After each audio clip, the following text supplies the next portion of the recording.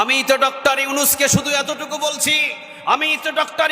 শুধু এতটুকু বলছি গাজাকে রক্ষা করার জন্য পৃথিবীর কারো দরকার নাই, শুধু ভিসার ব্যবস্থা করে দেন।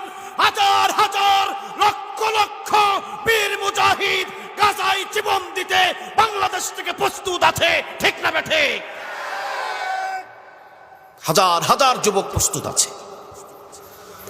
যদি গাজায় যাওয়ার শুধু ভিসার ব্যবস্থা করে দেন, দেখেন জীবন কিভাবে দিতে হয়, লড়াই কিভাবে করতে হয়, গাজাকে কিভাবে রক্ষা করতে হয়, বাংলাদেশের যুবকরা সেটা ভালোভাবে জানে।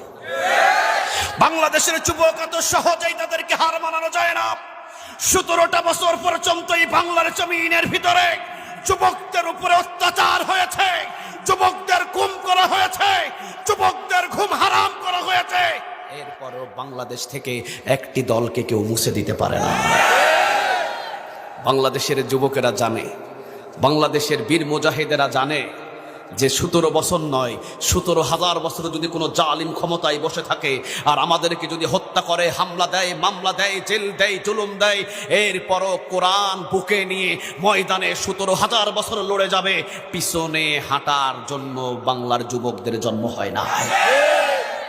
এই জন্য আমি বলেছিলাম, যদি কোনো সুযোগ থাকে সুযোগ করে দেন। দেখেন বাংলাদেশের যুবক কিভাবে জিহাদের ময়দানে ঝাঁপিয়ে পড়ে, সারা বিশ্ব তাকিয়ে থাকবে, ঠিক না ঠিক? সৌদি আরবের সালমান চা করতে পারে নাই, পৃথিবীর যে ইসলামী সরকারগুলো করতে পারে নাই। বাংলাদেশ থেকে ভিসার ব্যবস্থা করে দেন, বাংলাদেশের বীর মুজাহিদরা সেটা করে দেখাবে, সেটা করে দেখিয়ে দিবে ইনশাআল্লাহ। কারণ আমরা একজনকে জীবনের চাইতে ভালোবাসি। আওয়াজ দিয়ে বলেন তিনি কে? আর জোরে আওয়াজ দিয়ে বলেন তিনি কে? আবুল আহাবের রক্ত বাংলার বীর মুজাহিদের শরীরে নাই। আবুল আহাবের রক্ত বীর মুজাহিদ যুবকদের শরীরে নাই। উতবার রক্ত নিয়ে আমরা বাংলার জমিনে জন্ম নিই নাই। আমাদের শরীরে আবু বকর, ওমর, ওসমান, আলীর রক্ত প্রবাহিত না। ময়দান কিভাবে দখল করতে হয়, ময়দানে কিভাবে টিকে থাকতে হয়, আমরা বাংলার জনগণ ভালোভাবেই জানি, ঠিক না ঠিক?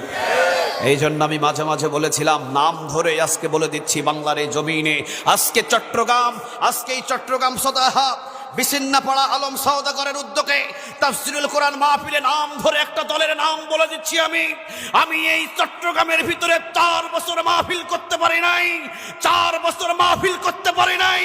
আজকে আমি একটা কথা বলে দিলাম, বাংলার জমিনে এমন একটা দল আছে তাদেরকে জেল দিয়ে, জুলুম করে, অত্যাচার করে, ফাঁসি দিয়ে দমানো চায় না। সেই দলটাই হলো জামাত ইসলাম, ঠিক না?